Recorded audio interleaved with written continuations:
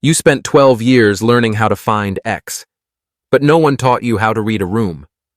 You memorized the dates of ancient wars, how to label mitochondria, how to write 5-paragraph essays, but no one showed you how to protect yourself from manipulation, how to navigate office politics, or how to recognize a fake friend in a crowd full of smiles. You were taught to obey, not to observe, not to think strategically, not to ask, who benefits if I stay naive? The system trained you to become employable, not powerful. You were rewarded for compliance, not competence. You got gold stars for staying quiet, not for noticing the game being played behind the curtain. And here's the dark twist. While you were busy perfecting the art of being a good student, someone else was learning how to control perception. While you were told to be nice, they were learning when to be silent, when to strike, and how to be feared without ever raising their voice. School taught you to ask for permission. The world rewards those who rewrite the rules. So now you're sitting in meetings where someone less competent is running the show. You're in a relationship where your needs come second. Again. You're wondering why you did everything right, and still feel like you're playing catch-up. It's not your fault, but it's your responsibility to unlearn. Because the truth is, you've been playing by rules written for followers, not for winners. And every day you keep using that old script, the polite one, the passive one. Someone else is using their own script to outmaneuver you. So don't go anywhere. Because the first rule they never taught you, the one that silently determines who rises and who gets ignored, is coming up next. And once you see it, you'll never look at power the same way again. Let's start with the first rule no one ever taught you, but one that runs your life more than you realize. Perception is more powerful than truth. Not more ethical, not more noble, but infinitely more effective. In school, you were told that what mattered was your actual performance, your GPA, your report card, your ability to memorize, regurgitate, and comply. The system rewarded precision, not presence. It graded answers, not influence. It trained you to focus on what you do, not how others see you doing it. But here's the Machiavellian truth they never printed in textbooks. People don't act on what's real. They act on what they believe is real. In the real world, perception is the lens that turns shadows into threats, charisma into leadership, silence into strength, and image into influence. And if you don't control that lens, someone else will aim it at you and distort you into whatever serves them. Let me show you what this looks like in real life. You're in a meeting. Two people are pitching the same idea. One is nervous, unsure, scattered, but technically correct. The other is confident, calm, articulate, maybe even slightly wrong. Who do people trust? Who gets buy-in? Who ends up leading the project? It's not the one who was right. It's the one who appeared certain. This is the brutal equation of the real world. Confidence plus framing equals credibility. And credibility beats competence. When perception isn't managed, you can be the most competent person in the room and still lose if your presence doesn't communicate power. Why? Because people make snap judgments. Because your boss, your client, your audience, they don't read your resume in real time. They read your body language, your tone, your word choice, your silence. They're scanning. Does this person look like someone who leads? Do I feel safer deferring to them or dismissing them? And in less than 10 seconds, they've decided. Machiavelli said, "It is not enough to be good. One must also appear to be good." We can take it further. It's not enough to be smart, skilled, loyal, strong, if you don't look like it in the eyes of those who matter. Because here's the silent game being played all around you. People are branding you constantly. Every room you walk into is a PR battlefield. You don't have to say anything. Your posture speaks. Your energy speaks. Your reputation screams. And if you haven't shaped that message intentionally, Don't be surprised when the world writes your story for you.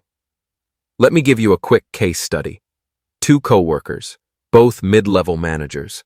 Let's call them Amy and Jake. Amy shows up early, does the work, double-checks details, avoids drama. Quiet, competent, invisible. Jake. Loud, always has a story, name drops leadership, speaks confidently even when he's bluffing. Guess who gets promoted? Jake. Every time. Not because he's better, but because he's unforgettable. Because perception made him bigger than his reality. And Amy's lack of perception control made her smaller than hers. So how do you take this rule and make it yours? How do you shift from being passively perceived to actively managing the impression you leave? Here's where we turn this truth into a tactical strategy.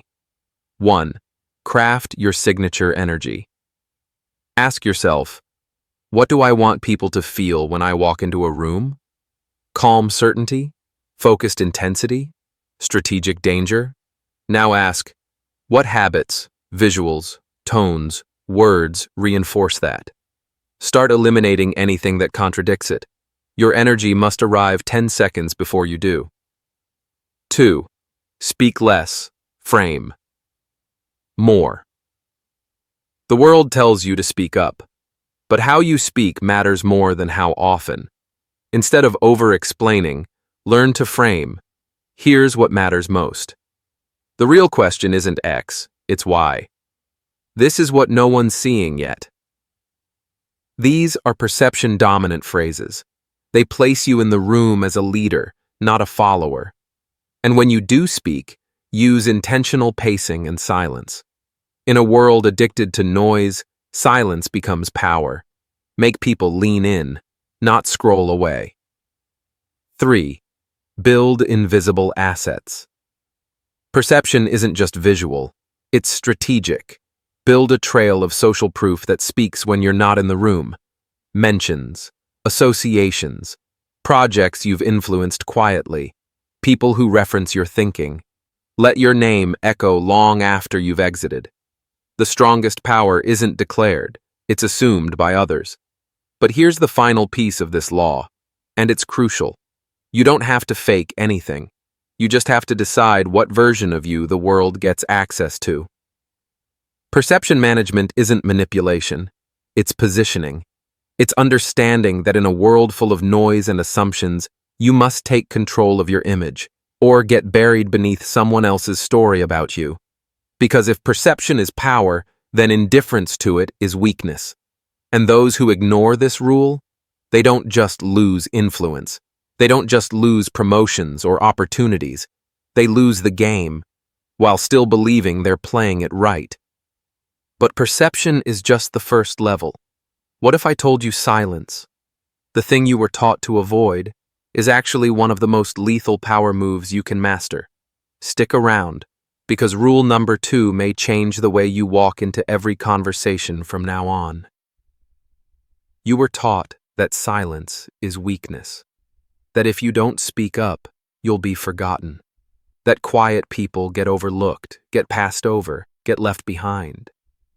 But here's the Machiavellian truth. Silence isn't weakness. Silence is strategy. The loudest voice doesn't win in the room. The most calculated one does. And often, that voice knows when not to speak. In a world addicted to noise, tweets, hot takes, performative opinions, silence is rebellion. But more than that, silence is power. Let me tell you a quick story. A junior analyst walks into a meeting with upper management. He's brilliant, sharp, informed, ready to prove himself. He talks early, talks fast, and talks a lot. Meanwhile, an older executive sits quietly in the corner. She says nothing for the first 20 minutes. She just watches, listens, tracks the energy of the room. Then, when everyone's talked themselves into a circle of confusion, she leans forward and drops one sentence. "We're solving the wrong problem." Dead silence. Everyone turns to her. Why? Because she didn't chase attention. She waited for gravity. When she spoke, the room was ready to listen. This is the silent strategy Machiavelli understood. A prince must not reveal all his thoughts, because those who speak less are feared more. Why? Because silence creates mystery. Mystery creates tension. Tension creates power. When you're always speaking, people get used to your voice. When you speak rarely but precisely, every word becomes sharp, weighted, undeniable. Think about it. The most powerful people in your life weren't the ones who talked nonstop. They were the ones whose silence made you nervous. The ones who could look at you and make you question everything. Let's break this down into why silence works and how to use it. Why silence is powerful. It makes people reveal themselves. In conversation, the first one to fill the silence usually exposes more than they intend. A Machiavellian mind knows this. People will tell you who they are, if you let them talk long enough. It forces others to lean in. In a world of oversharing, withholding signals control. When you're not rushing to speak, you signal, "I'm not seeking your approval." That, in itself, attracts respect. It allows information gathering. While others try to impress or outshine, you're collecting data, power dynamics, insecurity, alliances. And when the time comes to act, you'll act from intelligence, not impulse. How to use silence as a weapon. 1. In conversation, let pauses do the heavy lifting. After making a bold statement, don't explain it. Let it land. Let the silence stretch. Discomfort makes people remember. This isn't working. Pause. Look around the room. Let them fill the space with their own conclusions. 2. In negotiation, use delay as dominance. Silence after a proposal forces the other person to react, to guess, to doubt. I'll need to think about that. No emotion, no explanation, just silence. You've just taken back control. 3. In conflict, weaponize absence. Not every insult deserves a response. Not every slight requires defense. When you respond emotionally, they own your energy. When you stay quiet, you force them to face their own noise. But here's the twist. Silence isn't just about not talking. It's about what you withhold and why. You see, weak silence hides out of fear. Strong silence speaks with intent. This is where school failed you again. In school, silence meant you didn't know the answer. In life, silence often means, I know more than I'm saying, and you just revealed more than you should have. Let me show you this in psychological terms. There's something called high-status energy. It's the energy of someone who doesn't need to prove anything. They don't rush to fill the void. They let others orbit their stillness. The king doesn't explain. The lion doesn't bark. And the strategist lets the battlefield speak first. This is what you must learn to cultivate. Strategic restraint. Controlled detachment. Stillness that signals strength, not passivity. So next time you feel that urge to jump into the conversation, to correct someone, to defend your point, pause. Wait. Let silence be your sword. Because when you master this rule, the dynamics around you shift. People start measuring their words around you. Meetings feel different when you enter. Your absence becomes noticeable. Your presence becomes weighted. And here's the final key. Silence isn't for staying quiet. It's for making your words cost more.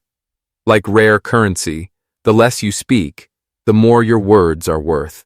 So don't throw your voice into every debate.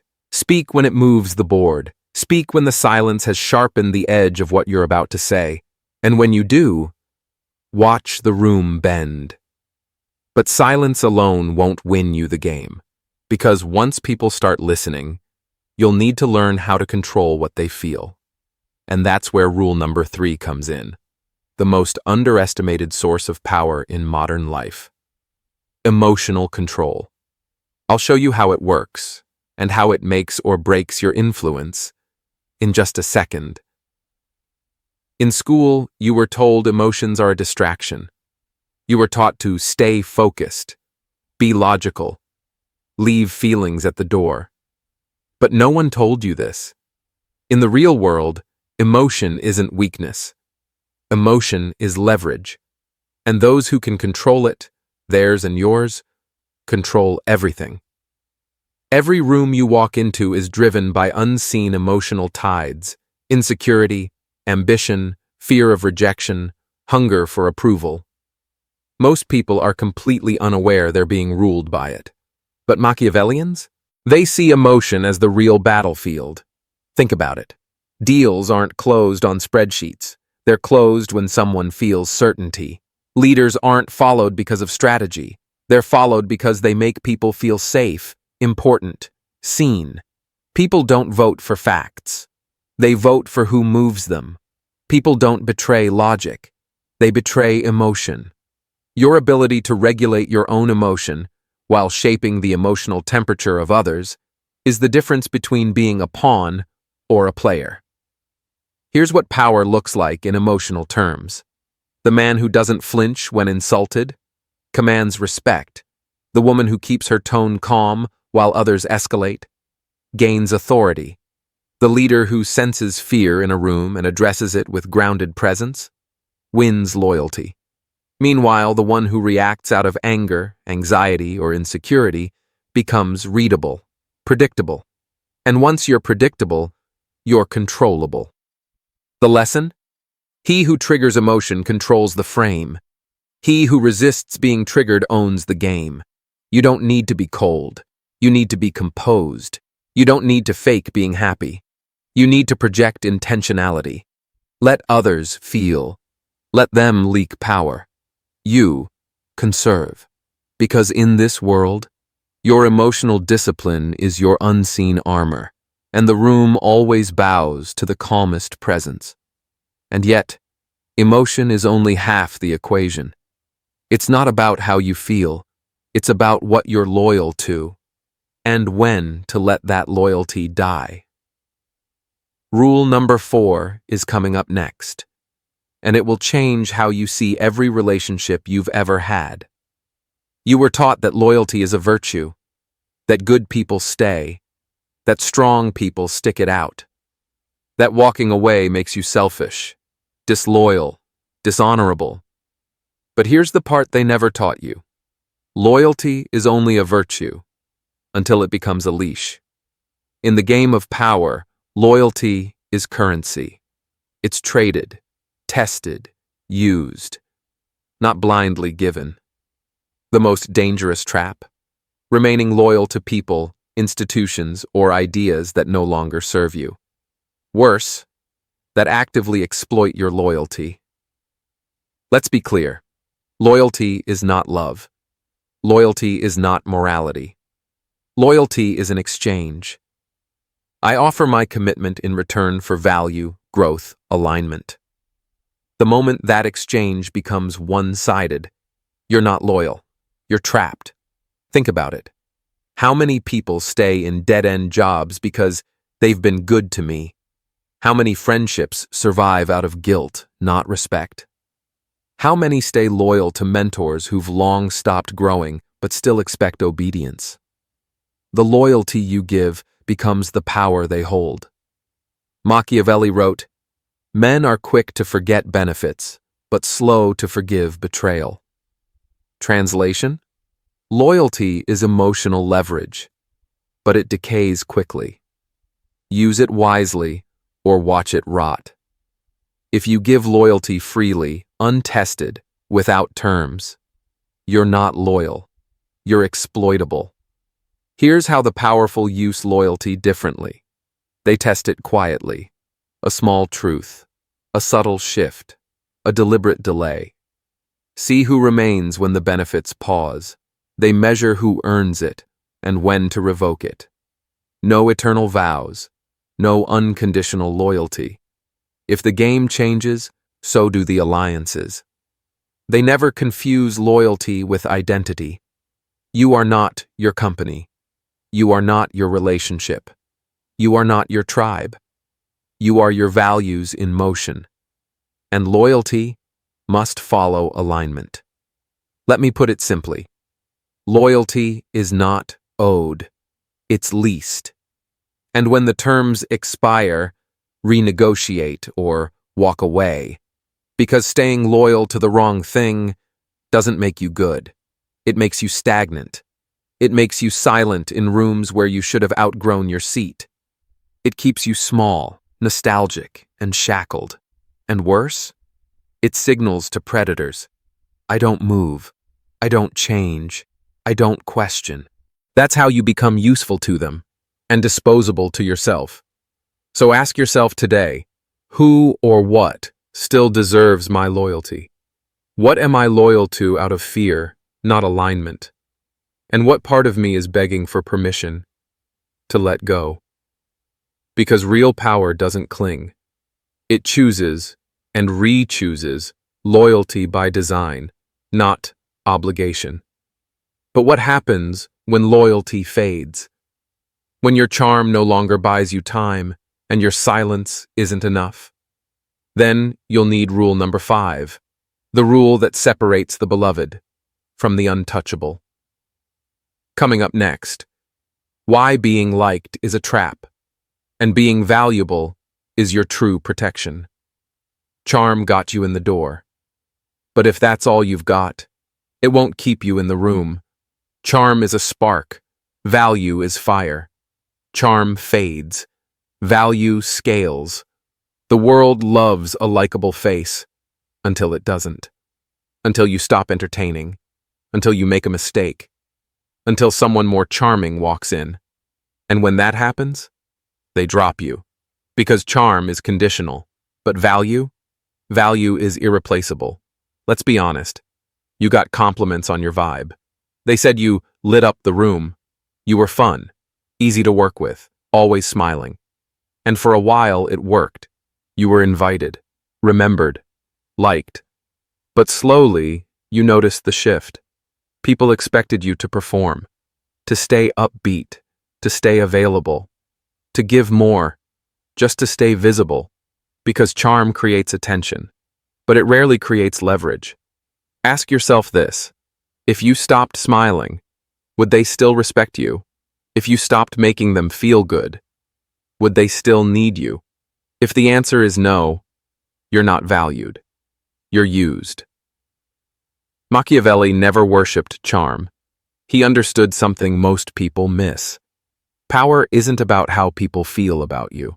It's about what happens if they lose you. Be the person whose absence costs something. Be the one who owns the process, the insight, the network, the leverage. Charm may open doors, but value decides whether those doors stay open. Here's how to shift. 1. Build assets that speak without you make yourself useful even when you're not around. Systems you've built. Problems only you can solve. People who trust your judgment, not just your energy. 2. Let your work speak louder than your smile. Stop trying to be impressive. Start becoming essential.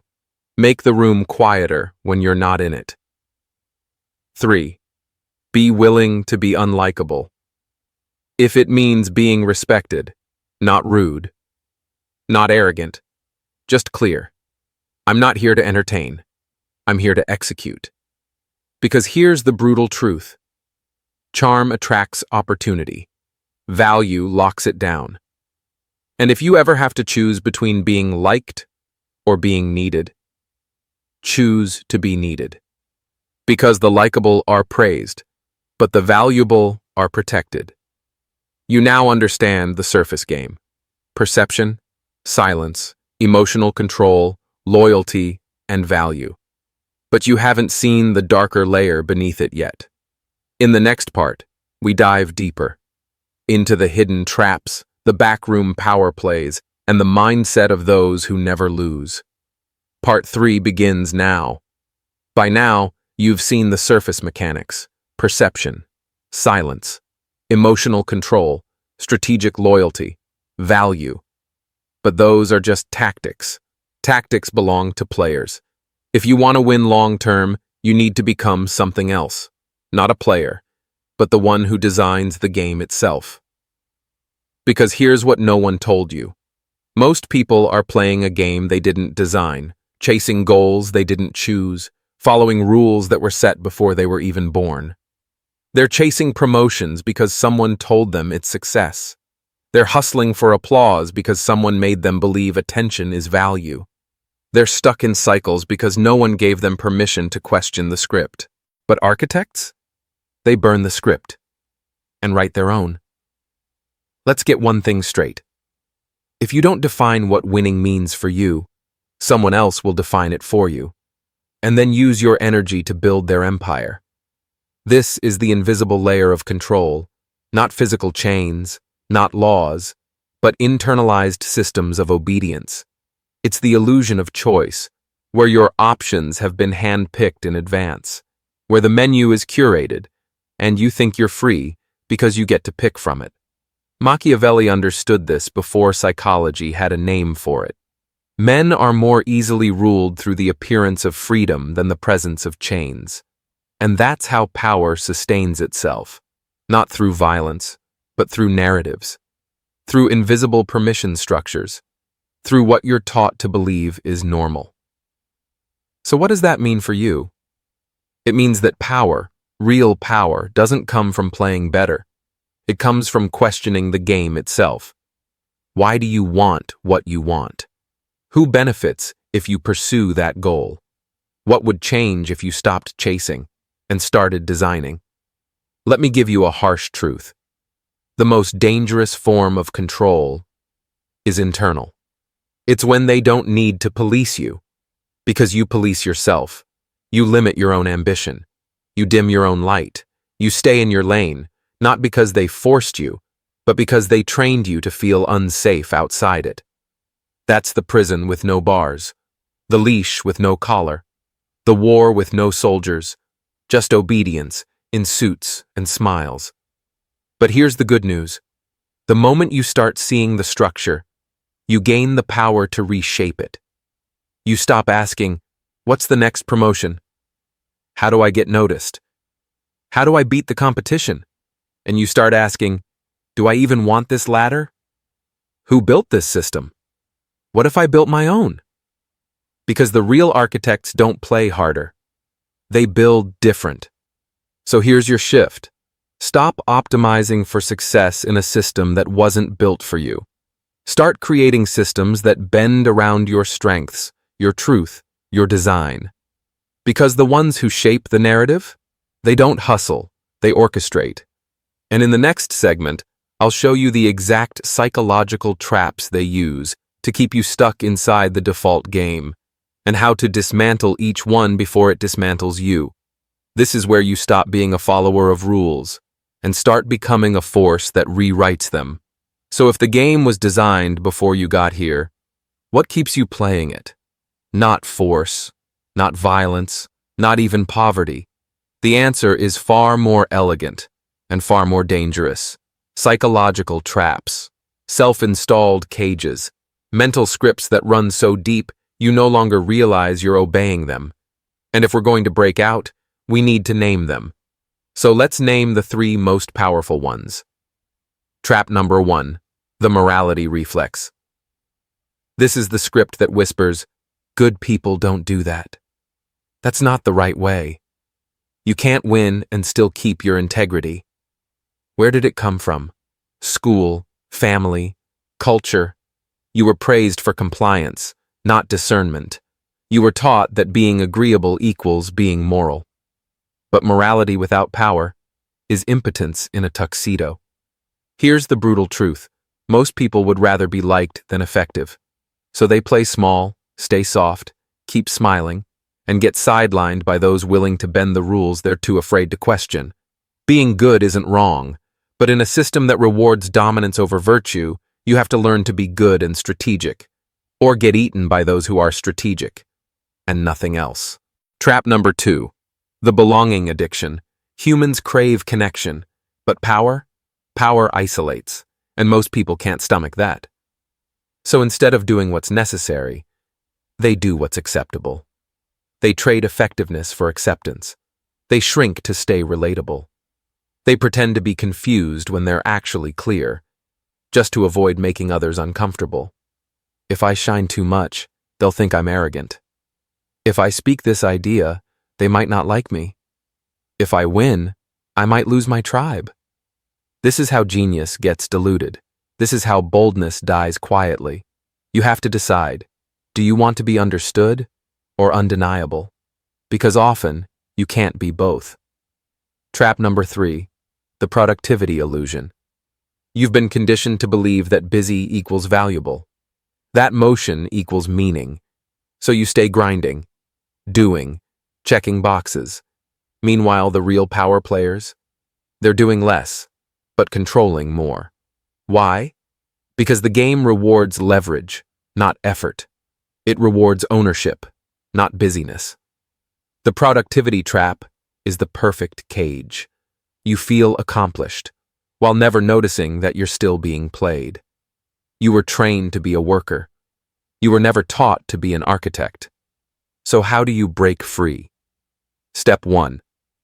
Recognize these traps for what they are: psychological obedience loops, scripts installed in childhood, reinforced in school, repeated in media. You were trained to sit still, raise your hand, wait your turn, ask permission, stay humble. None of these make you powerful. They make you manageable. Step 2. Interrupt the loop with a new question. Who benefits if I stay this small? That one question shatters the illusion. It forces you to see the structure behind the story. And once you see it, you can't unsee it. Because here's the deepest truth of all. The system doesn't need to lock you down. It just needs you to believe that growth makes you bad, that ambition makes you arrogant, that strategy makes you cold, and that shrinking is noble. The moment you reject that, you don't just break free. You become dangerous, not reckless, not cruel, but uncontrollable. And the game, the one that was built without your consent, starts to shift. Because nothing threatens a system more than someone who can see through it. And in the final part of this chapter, we'll talk about the most dangerous truth of all: why the system teaches you to chase freedom, but never gives you the power to design it. That's rule number 6, and it's where everything changes. Most people believe freedom is a reward, something handed to you after you've earned enough, waited long enough, behaved well enough. But here's the truth: freedom is never given. It is only designed, and only by those who stop asking for it. The system, whether corporate, cultural, or social, is not designed to make you free. It's designed to keep you functional, predictable, useful, to someone else's agenda. And yet, they'll sell you the dream. Work hard, follow the path, stay loyal, and one day you'll be free. Free to do what? Live weekends? Retire at 67? Ask your manager for 2 weeks off to breathe? That's not freedom. That's permission. True freedom has no application form, no HR department, no algorithm deciding if your post is appropriate. True freedom is architectural. You build it, brick by brick, choice by choice, day by day. You decide who you no longer answer to, what metrics you no longer measure yourself by, what systems you exit, not because you hate them, but because they were never made for someone like you. But here's the part they never told you. Freedom has a price, and that price is visibility, judgment, isolation, responsibility. It's easier to stay in the crowd, complaining about the rules, than to step outside and build your own. Because when you design your own path, you can't blame the map. You have to own the road, the detours, the direction. That's why most people stay inside the system. Not because they like it, but because it gives them someone to blame. Machiavelli said, "The promise of freedom pacifies more minds than the reality of it." Translation: the illusion is safer than the burden. So people cling to rules that cage them, just to avoid the anxiety of self-direction. But not you. Not anymore. Because once you see that the system was never built for your power, you stop trying to win inside it and start building beyond it. You don't just want freedom, you want sovereignty, the ability to shape the game, not survive in someone else's version of it. So here's the final rule for this part of the journey. If your life still fits comfortably inside someone else's design, you haven't started building your own yet. Freedom isn't found, it's forged. In silence, in strategy, in the steady, daily refusal to let others define your worth. You don't wait for freedom. You install it, one decision at a time. Now that you've seen the game, now that you've felt its weight, the question is simple. Will you return to the script, or will you write a new one? In the next chapter, we step into the architect's mindset, the principles, patterns, and power laws used by those who don't just play the game, but shape the entire field. You've spent your life trying to get ahead, to rise through the ranks, to earn the seat, to prove your worth. But here's the shift that separates the powerful from the replaceable. Players fight for position. Architects create positions. Players compete in systems they didn't design. Architects build ecosystems no one else can survive without. And the scary part? Most people never even realize this distinction exists. They spend their entire lives optimizing inside someone else's structure, without ever asking, who built this? And why does it reward what it rewards? Think about the workplace. Players fight for promotions. They hustle, prove, wait, repeat. They climb a ladder placed by someone else. But architects, they build systems that make the ladder irrelevant. They automate, they own, they delegate upward. They create roles for others to chase, while they disappear behind the curtain of control. Machiavelli understood this. He never told the prince how to be loved. He told him how to design control without being seen holding the leash. That's the move. Let me show you the difference in one sentence. The player says, "How can I earn power?" The architect asks, "How can I become the source of power?" And when you shift into this frame, everything changes. You stop thinking, "How do I become irreplaceable to my boss?" and start asking, "How do I own the systems my boss depends on?" You stop asking, "How do I outshine the competition?" and start designing. What game can I create where I have no competition? Because that's what real power looks like. Not presence, but structure. Not attention, but influence. Not being the hero of the story, but the one who writes the ending. And here's the part most people never grasp. The architect isn't always the loudest voice in the room, but their decisions echo in every conversation that follows. The player gets credit. The architect gets control. The player gets applause. The architect gets leverage. And in the long game, only one survives. So how do you start thinking like an architect? It begins with a new filter. Stop asking, "What should I do?" Start asking, "What system should I build so I never have to do this again?" Architects design once what players do daily. You see a gap, you don't fill it.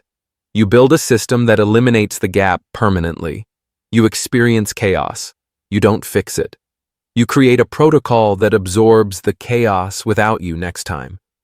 This is the mindset of scale, of separation, of becoming untouchable not because you're the best at doing, but because you've built something that functions without you doing anything at all.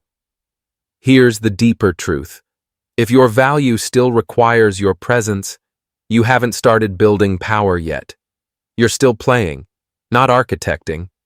The moment your thinking shifts from motion to mechanism, from action to infrastructure, you stop being a player. You start becoming the designer of the entire game. But to build systems like this, you'll need to master the next piece: leverage. In the next segment, I'll show you exactly how the powerful extract 10x results from WEX effort, and how you can design the same engine in your own life. Let's be clear about one thing. Powerful people aren't working harder than you. They're using better leverage. They're not winning because they grind 18 hours a day. They're winning because every hour of their work carries 10x the force of yours. Why? Because they've learned the equation you were never taught. Power equals input. X, leverage. Most people only focus on input. Work harder, stay later, add more effort.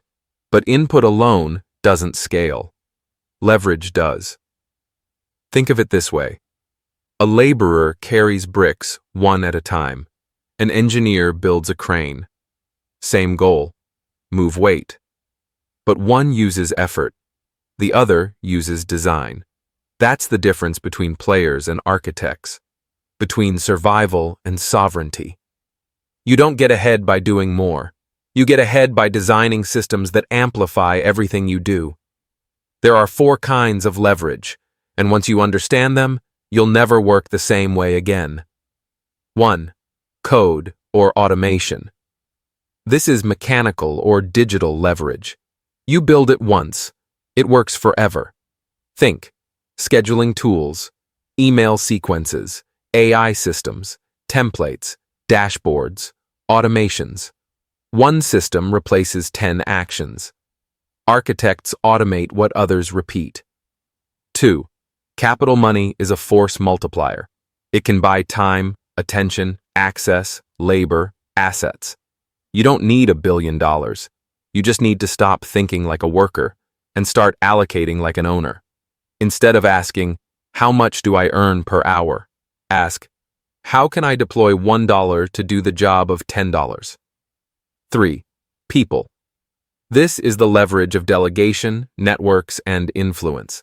Most people try to do everything themselves and stay broke in every way.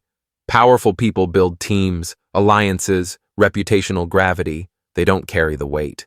They design the container and invite others to build inside it. Your question shouldn't be, what can I do? It should be, who can build this faster, better, and benefit in the process? 4. Content, intellectual property. This is modern leverage, especially for those without capital.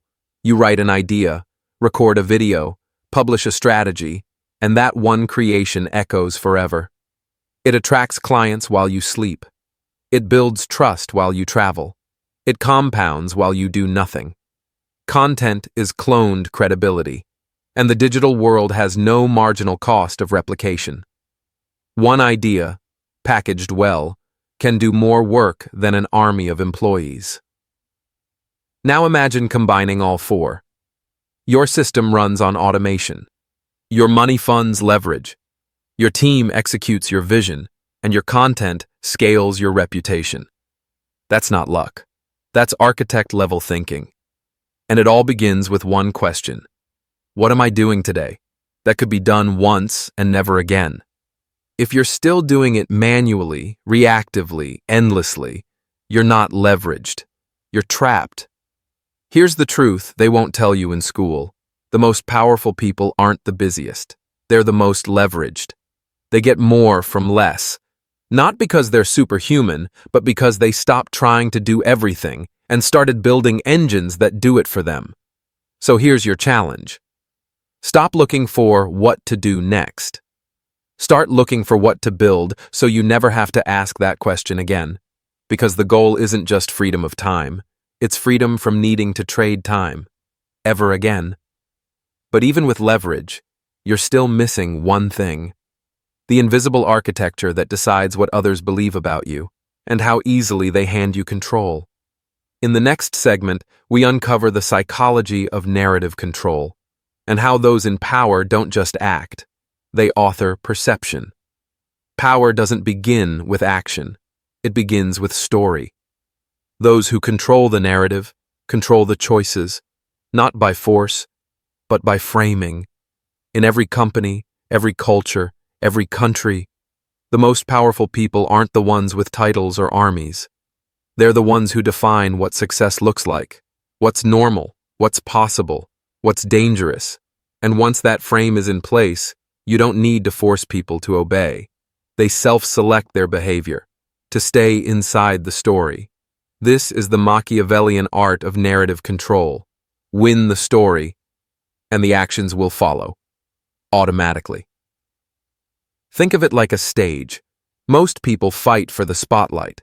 They shout, perform, dance for approval. But the powerful? They built the stage. They wrote the script. They decide which scenes matter and which get edited out. And the audience?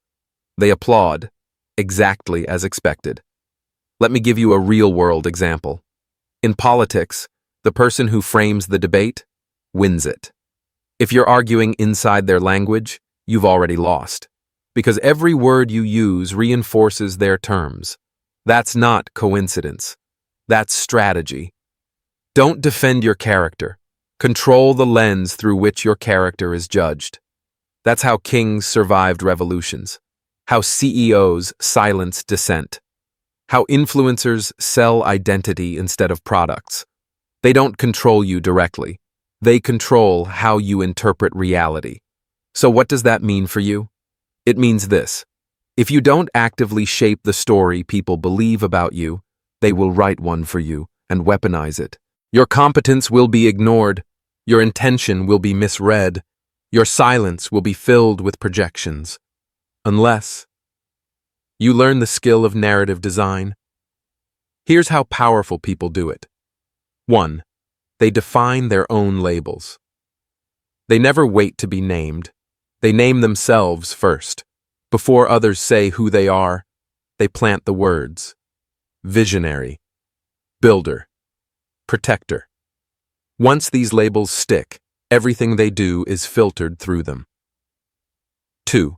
They speak in symbols, not explanations. They know stories shape faster than facts, so they use metaphor, visuals, powerful one-liners, because the human brain remembers myth, not data. You explain. They disappear. You symbolize. They follow. 3. They anticipate misinterpretation and weaponize it. They know people project, twist, assume, so they plant narratives that can't be used against them, only sharpened. Let them say I'm too cold. Cold people stay in control.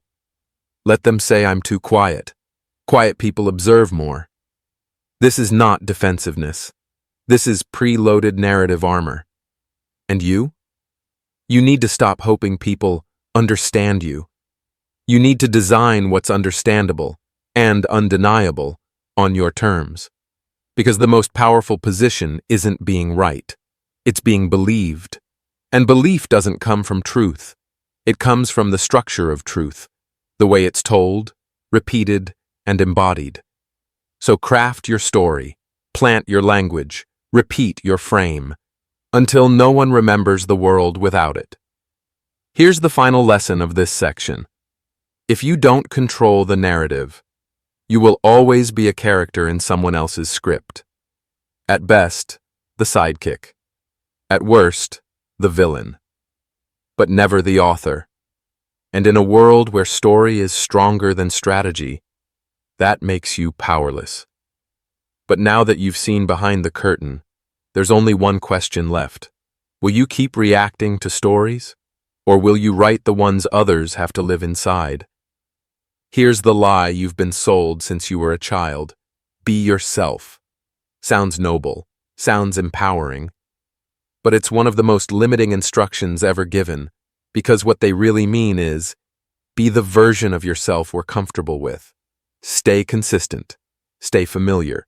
Stay predictable. But here's what powerful people know. Your identity is not a prison. It's a tool, not a reflection, a weapon, not a truth, a lever. Let's break this open. You were told identity is something to discover, like a treasure buried deep inside you.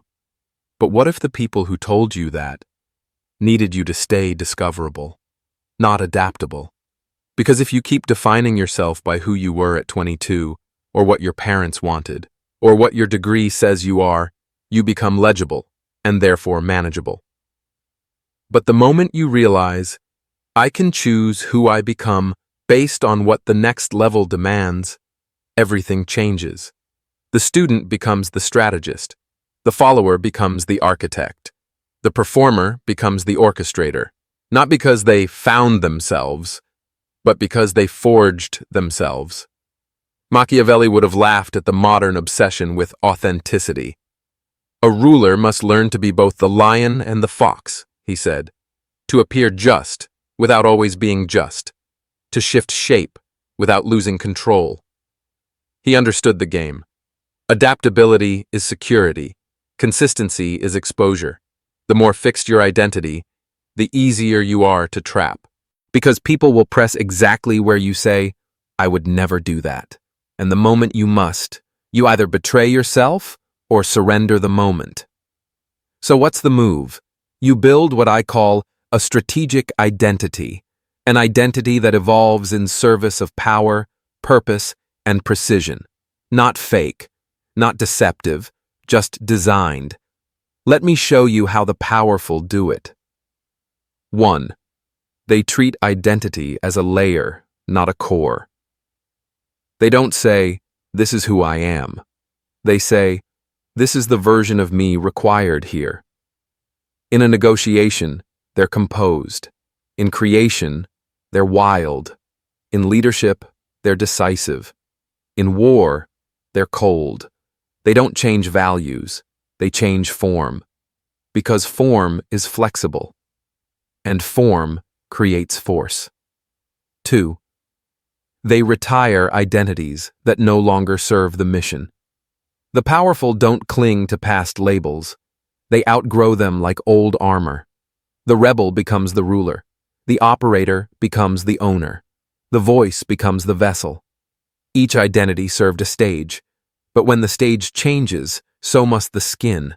Ask yourself, what identity am I holding on to because it once kept me safe, but now keeps me small? 3. They weaponize perception by controlling which version the world sees. Powerful people don't show you all of them. They show you the version that gives them the most control. In context. Not deception, direction. Because when you define how people see you, you define how they respond to you. You don't get manipulated, because your boundaries are role-based. You don't get underestimated, because you choose when to reveal the full blueprint.